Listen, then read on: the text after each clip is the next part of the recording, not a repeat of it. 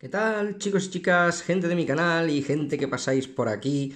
Hoy vamos con el sucesor espiritual del BQ Aquaris X2 Pro, es decir, el V-Smart Active 1 Plus. Así que dentro vídeo.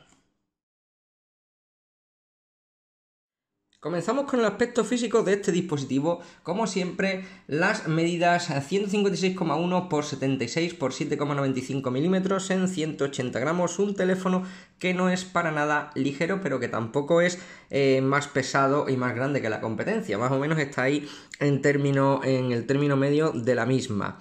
Es un dispositivo que está construido por la parte trasera en cristal Corning Gorilla Glass 5. Como veis, aquí se aprecia menos por el foco, pero bueno, digamos que es un color degradado entre azul y verdoso y notablemente marcado por las huellas. Es un teléfono bastante cochino que se limpia a priori bien, pero que se ensucia mucho.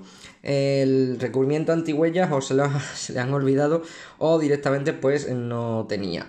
Vemos el repaso físico. En la parte frontal tenemos evidentemente la pantalla, siendo la parte superior un notch, digamos, clásico, es decir, de los grandotes, como veis ahora con la pantalla encendida, donde vamos a tener la cámara, el altavoz y el flash LED para la misma, así como las notificaciones. Es decir, que el LED de las notificaciones es bastante brillante y se ve bastante bien. Es curioso esto. En la parte frontal vamos a encontrar una de las anomalías que a mi parecer es más evidente. Por ejemplo, vemos que el borde inferior de la pantalla es notablemente más grueso que la parte superior del mismo. Estáis observando que por la parte de arriba es más fino, por la parte de abajo es más gruesa, no es totalmente simétrico. Es curioso, pero bueno, es el modelo así, que eso tampoco va a afectar al rendimiento, pero para que lo sepáis. Tenemos en la parte derecha subir y bajar volumen power texturizado con una hendidura en medio. En la parte superior tenemos un micrófono, así como la antena, y en la parte izquierda pues vamos a encontrar la ranura para el lector de tarjetas microSD y nano SIM. En la parte inferior nos vamos a encontrar el altavoz USB tipo C, un micrófono y un jack de 3,5. Aquí tenemos una segunda anomalía. Como estáis observando, el micro USB, o el USB más bien tipo C, perdón, el USB tipo C está hacia la parte de la carcasa, mientras que el jack y el micrófono parecen estar centrados. Veis que está como descentrado, una cosa muy curiosa que yo pensaba y lo he buscado, digo, a ver si es una anomalía de mi dispositivo, pero no, por lo visto se ha hecho así el diseño, que la verdad está bastante mal hecho. Es una cosa totalmente curiosísima que no sé por qué tiene esto.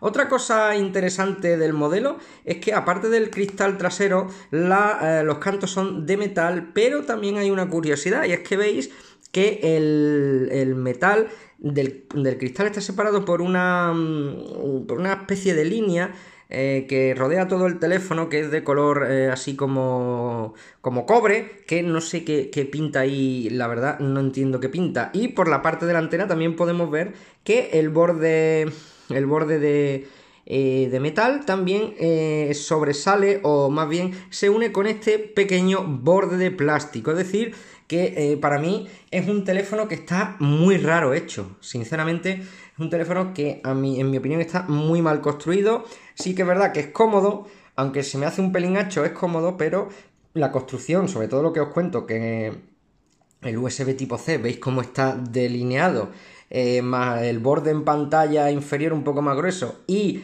parece que está hecho, como digo, escalonado con plástico, metal y cristal. Pues la verdad es que hacen un diseño que, a pesar de que la trasera es muy elegante y también llena de huellas, pues todo lo demás pues, me chirría un poco en el diseño. Y esto ya, pues cada uno que pueda, digamos que elegir si os gusta o no. A mí en particular me parece un diseño bastante desastroso, aunque la parte trasera no es nada fea. Vamos con la parte multimedia. Primero la pantalla. Veis que tenemos resolución Full HD Plus, aunque en realidad aquí pone 2260 x 1080, el fabricante nos asegura que son 2246 x 1080, es decir, que ahí faltan 40 píxeles por ahí perdidos. pero bueno, nosotros tomamos como referencia pues la aplicación. Tenemos una pantalla LCD IPS con, estáis viendo, una diagonal de 6,18 pulgadas, 405 píxeles por pulgada, 500 nits aproximadamente de brillo, con un aprovechamiento del frontal del 81,4%.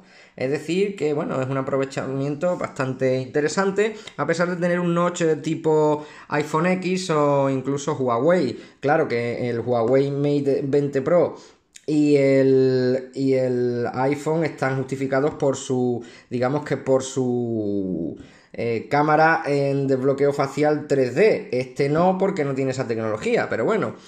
Sobre la configuración de la pantalla no tenemos nada, ya que prácticamente es una capa de personalización, vamos a ampliar un poco, que no tiene nada, es decir, es prácticamente Android Stock. Tenemos el nivel de brillo, la luz nocturna, es decir, para modo lectura y demás. Tenemos para modificar un poco el LED de notificaciones, como estáis observando, para distinguir unas notificaciones de otras. El brillo adaptativo, que imprime un poco más de brillo sobre el brillo automático cuando hay mucha luz. Poca cosa más. Luego tenemos fondo de pantalla, girar, y bueno, el tamaño de fuente, salvapantallas, la pantalla ambiente para bueno, veis aquí, levantar el teléfono para consulta, es decir, que si hay unas notificaciones podemos levantarlo y consultamos. Si tenemos el lector de huellas activado, poca cosa. Y el bloquear el dispositivo y despertarlo con el doble toque en la pantalla de bloqueo, pero es como todo, si tenemos el lector de huellas activado, pues no nos va a servir para mucho. Entonces, pues la verdad es que no tiene ningún tipo de opción de, digamos, cambiar el color. Sí que es cierto que, bueno, para ser un panel IPS la resolución está muy bien. Está muy bien también los nits, 500 nits de brillo, y también está bien la nitidez y el contraste. Lo que sí es verdad que cambia un poco, tiende al amarillo. Es verdad que en vídeo se aprecia peor, pero tiende al amarillo si lo movemos un poco en la diagonal. Estáis observando aquí que al cambiar un poco de frente a un poquito lateral, veis ya que la cosa pierde un poco de no nitidez, pero sí de color, es decir, los colores se empiezan a deformar, por así decirlo. Entonces, esta es una parte que hay que tener en cuenta sobre el dispositivo. En exterior se ve muy bien, excepto los ángulos, que es lo que más, digamos, problema da. La verdad es que la pantalla cumple, está muy bien y digamos que está dentro del estándar de los dispositivos de estas características. El sonido del dispositivo se encuentra en la parte inferior, como muchos dispositivos, y ya sabéis pues lo que pasa, que se obtura sobre todo en juegos y si tenemos el móvil cogido, cosa que no pasa, suele pasar si tenemos, por ejemplo, en la parte superior del altavoz en el notch o en otra parte, pero aquí en particular sí que el sonido pasa a escucharse bastante enlatado realmente, y aparte de eso también aunque es potente, obtura bastante, sobre todo, como os decía, en la posición de coger el móvil para ver vídeos y jugar, etcétera. Así que bueno, no os voy a contar nada más de pantalla y sonido. Como siempre, os dejo un par de clips o tres para que vosotros evaluéis si tiene calidad o no suficiente para vosotros.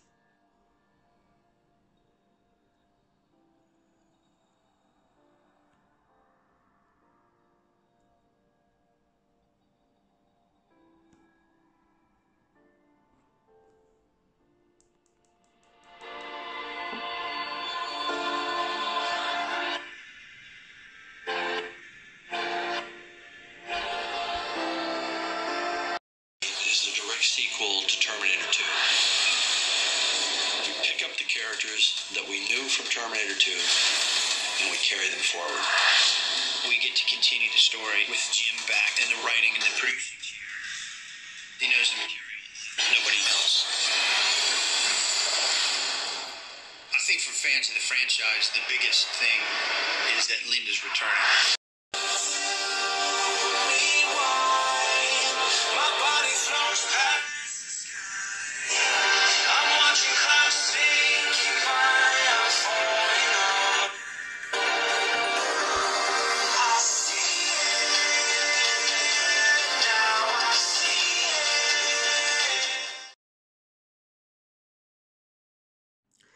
hablemos de la interface. Tenemos Android 8.1.0 con el parche 1 de abril del 2019.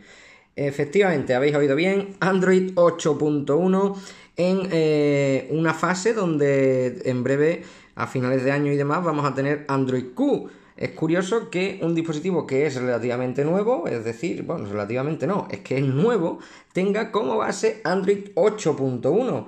Cosa muy curiosa y, hombre, la verdad es que no es muy normal. Sí que es verdad que en BQ recuerdo que me han dicho que este dispositivo será actualizado, pero lo que hay que ver es cuándo, porque realmente lo único que se ha actualizado hoy precisamente ha sido el parche de seguridad, que en fin... al que no le importe mucho estar no actualizando el sistema operativo, pues mira, también le va a dar igual, pero bueno, por sacar algo positivo tenemos los parches de seguridad relativamente actualizados, así que bueno, es parte positiva y parte negativa. En fin, aparte de eso no vamos a tener nada en el sistema. El sistema realmente a mí me ha ido bastante bien. Es cierto que con la antigua actualización funcionaba el rendimiento bastante mal en la interface, pero la verdad es que ahora funciona mejor. No sé si han corregido algo.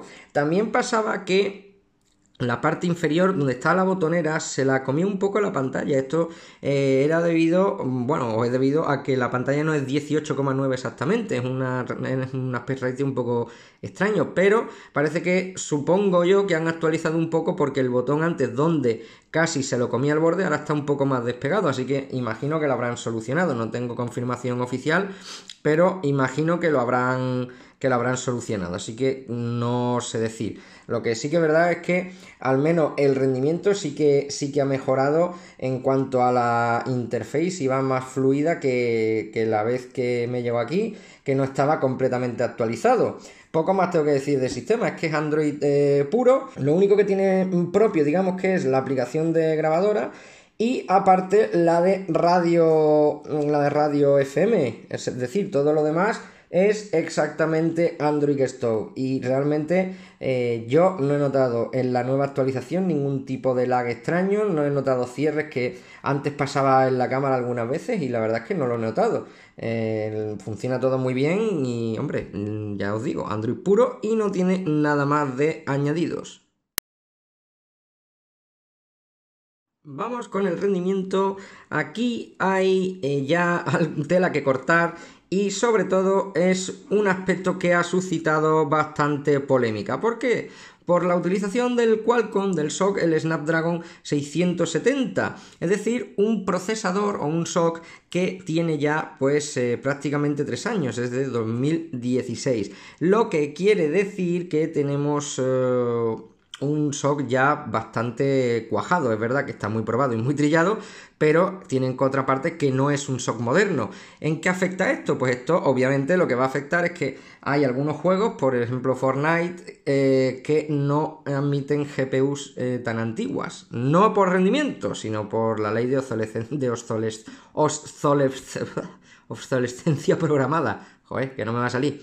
Pero bueno, ciñéndonos al rendimiento, pues es un buen dispositivo, que duda cabe. De hecho es, por ejemplo, más óptimo en rendimiento, más potente que el Snapdragon 630 fue, creo, el que analicé con el Motorola G7 Play, así que no siempre lo nuevo va a ser siempre lo mejor. Pero bueno, vamos al lío. Tenemos, como decía, el Snapdragon 660, donde 4 cortes high power de alto consumo, los Kiro 260 van a 2,2, y los 4 cortes low power, bajo consumo, van a 1,8, 14 nanómetros, 8 cores como hablamos, y bueno, aquí vamos a ver ya poca cosa de esto. En la parte que hablamos, por ejemplo, del almacenamiento y la memoria, vemos aquí que contamos con 6 GB de RAM, un buen número, y 64 de almacenamiento, también pues otro buen número para, pues eso, pues para tener almacenamiento, valga la redundancia, que 64 GB creo que ya va a pasar a ser el estándar casi en vez de 32. Con la batería tenemos aquí 3650 mAh con carga rápida QuickShare 4 Plus. Es decir, que pues también en este aspecto no vamos a tener demasiados problemas. Y por último, del SoC, que no lo he comentado, es la Adreno, la 512 con soporte OpenGL 3.2 y 60 Hz en pantalla. Es decir, pues a priori, como digo, es un hardware que es antiguo, evidentemente, pero un hardware que es solvente. Yo en todos los juegos que he probado y en los 3 que os he hecho la grabación, veis que va fluido, no tengo ningún problema de, como digo, de rendimiento. Vemos que el Antutu 142.400, pues es un resultado que evidentemente, como decía, pues es superior a muchos procesadores modernos. Es decir, que en cuanto a rendimiento no vamos a tener problemas, pero sí que es verdad que vamos a sufrir porque no vamos a soportar algunos juegos o aplicaciones que necesiten un SoC mínimo. Eso es como cuando hablamos de tarjetas gráficas que decimos, pues no puedes jugar a tal juego porque necesita una Nvidia GTX y yo tengo una inferior. Pues esto es más o menos lo mismo, no por potencia sino por especificaciones. Vemos que Geekbench 1630-5747 también es un buen resultado para este SoC, digamos que está en su sitio en cuanto a rendimiento. Y por último, pues el tema de la velocidad. Como tenemos buenas comunicaciones, pues veis que la velocidad está pues acorde con esto. Tenemos, que no lo he comentado, Bluetooth 5.0, que está bastante bien. Tenemos también, o como decía, el USB tipo C. Tenemos doble 4G y Wi-Fi de doble banda con su GPS a GPS GLONASS. O sea que en comunicaciones, excepto NFC, va también bastante bien servido, valga la redundancia. Por lo general, el rendimiento, como os digo, es muy bueno, no es un rendimiento malo, aunque el SoC es más antiguo. Esto no me cansaré de repetirlo, pero es así. SoC antiguo y Android ya antiguo, pues hombre, estaría bien que para un teléfono de este año, creo que ha salido este año, ya no sé ni en qué año estamos, sino este año a finales del anterior, pues es un teléfono que debería haber salido con hardware más nuevo, con el Snapdragon 700 series o con Android 9, que también debería haber salido sin ningún tipo de problema. Como digo, no es cuestión de rendimiento, es cuestión de perdurar un poco en el tiempo con componentes más nuevos, no por el rendimiento, evidentemente. Aparte de lo dicho, pues creo que funciona, como digo, muy bien la batería. La verdad es que se queda un pelín justa, pero sí que es verdad que el día no lo alcanza sin problemas y bueno, pues también dentro de la media, así que pues esto es lo que da de sí el rendimiento. Para terminar vamos con las cámaras. Tenemos un doble sensor. El principal, un sensor Samsung, un S5K2L8SX de 12 megapíxeles con apertura focal 1,8 y un sensor secundario también Samsung, un S5K-X7SP 24 megapíxeles también con una lente de 1,8. Son dos sensores a priori pues interesantes de Samsung, que monta buenos sensores siempre y que, bueno, pues son sensores de gama media, así que, bueno, es lo que podemos esperar. Tenemos LED de 4 focos, estamos viendo aquí, más o menos nítido. Y, bueno, soporta grabación 4K 30 FPS, una de las limitaciones también del chip, del SoC 660 de Snapdragon. Puede grabar incluso en RAW, también tiene HDR, modo zoom por 2, que es lo que hace tener esta doble cámara. Aparte del modo bokeh, es decir, captar datos de profundidad, pues también tiene el zoom por 2 y tiene enfoque por detección de fases sin estabilización en ninguna de las cámaras. Así que, bueno, a priori pues una gama media en toda regla. En la parte delantera tenemos otra cámara también de Samsung. El modelo es el S5K2T7 con apertura focal 2,0 y no he dicho que tiene 20 megapíxeles con además el flash LED incorporado, todo en el notch que ya pues sabéis de sobra. El software del dispositivo pues es el software heredado de BQ, un software bastante simple que cualquiera, digamos, puede manejar sin problema. Tenemos en la parte izquierda, según lo estamos viendo, la galería, tenemos el Google Lens, el disparador, según sea foto o vídeo, tenemos el cambio a cámara delantera aquí y el cambio de foto a vídeo, es decir, que no está en la parte, digamos, de en la parte aquí de las elecciones. Tenemos modos automático, manual, retrato, belleza, más o menos todo lo que tiene un dispositivo de estas características. Tampoco tiene ni mucho ni poco, es decir, pues un software correcto y ya está. Tenemos el modo de activación de HDR, ya puede ser Plus, puede ser automático o puede ser en encendido. Tiene también, vamos a dejarlo en automático, tiene también el temporizador, tiene el flash, tiene el modo movimiento en auto, siempre viene bien, y tiene el flash auto o manual.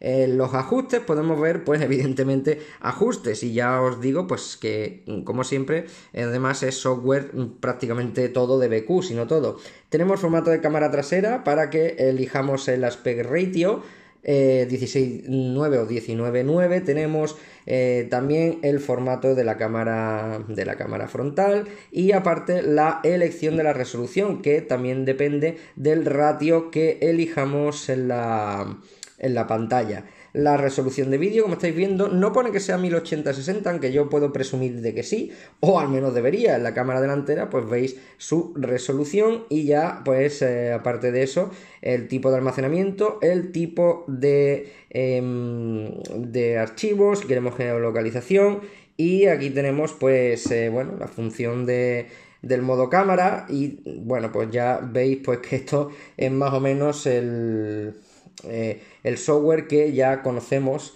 de toda la vida de BQ. También tiene un estabilizador de vídeo, que es bueno, es de software y tampoco la verdad es que yo lo tenía desactivado porque tampoco aporta mucho. Realmente le resta un pelín de nitidez a la grabación a favor de un menor movimiento, pero creo que tampoco tiene como digo, una relevancia concreta el estabilizador. También tiene la grabación sin interrupción, que es una especie de modo no molestar, pero para que no estemos grabando siempre con notificaciones y ruidos. También podemos conservar el HDR, las fotos hechas en HDR con la normal, es decir, para que podamos comparar y elijamos la que queramos, y el modo espejo. Aparte de eso, pues poca cosa más. Aquí veis los modos, el manual, pues igual que lo teníamos en BQ, veis aquí pues los parámetros a la izquierda, o bueno, también según tengamos el teléfono podemos ver los parámetros, y aquí podemos modificar pues cuanto queramos. El modo retrato, que ya es conocido, es decir, modo apertura, vamos a ampliar un poco el campo, modo apertura, que nos permite además seleccionar cuánta apertura queremos para que se muestre, es decir, el desenfoque que sea más o menos más selectivo. Después de ver el software y el hardware, pues bueno, la cámara realmente en modo día es bastante correcta, no tengo ninguna queja. El modo zoom por 2 sí que aumenta un poco el zoom, obviamente, pero sí que tiene más detalles, y como la cámara es prácticamente los dos sensores iguales, no pierde, digamos que más luz o nitidez. En ese aspecto la verdad es que está muy bien. El modo bokeh, sin embargo, a pesar de hacer un desenfoque bastante bueno, los recortes en pelo, en cabeza, en la barba quizás y demás, o en orejas, pues suele ser bastante más artificial y bastante peor. El modo noche no está mal, es decir, mete ruido y pierde calidad, pero creo que está compensado, igual que el modo de interior, que mete ruido, pero digamos que en la calidad general no está mal. La cámara frontal también tiene unos buenos selfies, 20 megapíxeles, tiene bastante detalles entre comillas, pero hace un modo bokeh totalmente artificial, o más bien por software, y lo estropea bastante. Y el modo vídeo pues también de forma correcta. Pero bueno, no quiero alargar más este punto, que ya llevo casi 7 minutos de cámara, y os voy a dejar los vídeos y las fotos para que vosotros mismos evaluéis si están bien, están mal, etcétera. Vídeo en 4K 30 con la estabilización digital, evidentemente. Observáis que, por ejemplo, las zonas más con más luz, hace una especie de parpadeo y sobreexpone bastante. Decir un poco que el vídeo 4K con estabilización digital pierde un pelín de calidad, pero sí que es verdad que el movimiento es algo más fluido y no va a saltitos. Incluso podemos usar el zoom por 2, que amplía un poco el tamaño. Vídeo 4K 30 frames en interiores. La verdad es que coge bastante luz. Esto está, por cierto, todo hecho un desastre, pero bueno, todavía no es día de limpieza. Coge, como digo, bastante luz. Y a veces sí que tiene, veis, problemas entre las luces y sombras. No es tan abrupto como pasa en el Motorola, pero sí que se nota un poco el cambio. Mete mucho ruido y veis pues que, bueno, eso, luces y sombras. Por cierto, hay manchas por todas partes. Decía, luces y sombras que, bueno, se mueven un poco así erráticos, pero sí que es verdad que, como digo, no es tan exagerado. Y aparte veis que podemos utilizar el zoom por 2 en grabación en tiempo real. Como veis, también mete bastante ruido porque pierde un poco, pero por lo general funciona más o menos de forma decente. Tenemos ahora vídeo 4K sin estabilización y además de noche. Sin estabilización se nota más el movimiento brusco, pero sí que es verdad que gana un poco más en nitidez, aunque el movimiento sea peor. Pero sí que es verdad que se nota, como digo, la estabilización. Es decir, en este caso la ausencia de ella, aunque sea digital. Y además, pues siendo de noche, enfoca más o menos correctamente y está más o menos pasable para ser la gama que es.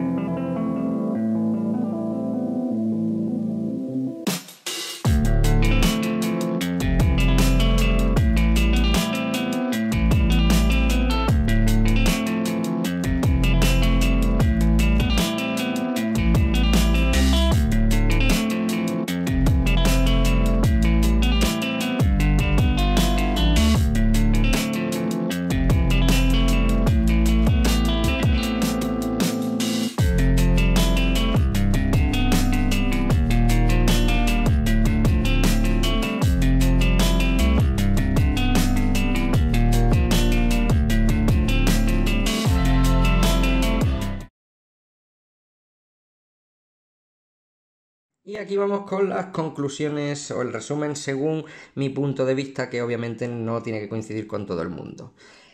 Para empezar, cosas positivas del teléfono. La pantalla es una buena pantalla, es correcta a pesar de los ángulos de visión. También es la parte positiva la cámara, no por su calidad en sí, sino por su por su equilibrio, es decir, una cámara bastante equilibrada en todos sus aspectos, no es una cámara, como dicen muchos, todoterreno, es decir, que no te va a hacer mala foto, siempre entre comillas, de día, de noche o en interiores, es decir, que va a mantener su, digamos, su proporción de calidad. Y también es muy positivo, 6 GB más 64 de almacenamiento. Esto también es algo positivo con la carga rápida 4 Plus. Ahora vamos con las partes más negativas del dispositivo. La primera para mí es el diseño, la asimetría que hay en el diseño, cosas más leves como por ejemplo esta parte de la pantalla que sea más gruesa que la superior, aunque hay que decir que para compensar esta asimetría, por ejemplo en sitios como YouTube o en juegos habéis visto que lo que hace es, digamos que el notch hacerlo completo, es decir, taparlo y dejar más o menos el grosor en ambas partes, pero eso es un parche evidentemente. Sobre todo lo que más chirría es la simetría inferior, como ya os decía, el USB tipo C no está asimétrico con el micrófono y el auricular, y sobre todo también las capas que tiene el dispositivo con el cristal, el metal, esta parte que lo divide, más la parte de plástico, en fin. Creo que la asimetría es un despropósito en este terminal. Otro despropósito es Android 8.1, que sí que es verdad que a mucha gente no le puede molestar estando actualizados los parches de seguridad, pero hombre, debería haber salido como mínimo con Android 9. También otro punto discrepante para mí es que al precio que tiene y el año en el que es, aunque el Snapdragon 660 cumpla sobradamente en rendimiento para mucha gente, está claro que tener un SoC antiguo no es tampoco tan bueno si sacrificamos en este caso la compatibilidad con el rendimiento. Si tenemos muy buen rendimiento, pero no podemos aprovechar características del SoC, como por ejemplo en el caso de la cámara 4K 30 no podía dar más de sí aunque quisiera, también algunos juegos y aplicaciones necesitan SoC más modernos, no por potencia, sino porque, pues, por especificaciones. Y todo esto es lo que ha dado de sí este terminal. Yo sé que algunos discrepará, otros no, pero bueno, estos son mis puntos de vista y espero que más o menos coincidan con el de los demás. Es un teléfono que tiene muchas luces, pero bueno, tiene luces y muchas sombras. Creo que BQ, o en este caso VSmart, tiene que mejorar mucho si quiere competir en rango de precios y en especificaciones con sus rivales directos, sobre todo con Xiaomi, que es el que marca la pauta. Deberá esforzarse más, pero bueno, creo que este es un buen comienzo y que es algo, digamos, más tolerable que los anteriores terminales de BQ, y creo que igual en un par de generaciones, si las cosas no le van mal, puede por lo menos competir en alguna gama con Xiaomi. Así que bueno, espero que os guste y que os sirva. Un saludo a todos, gracias por estar ahí, chicos, chicas, adiós.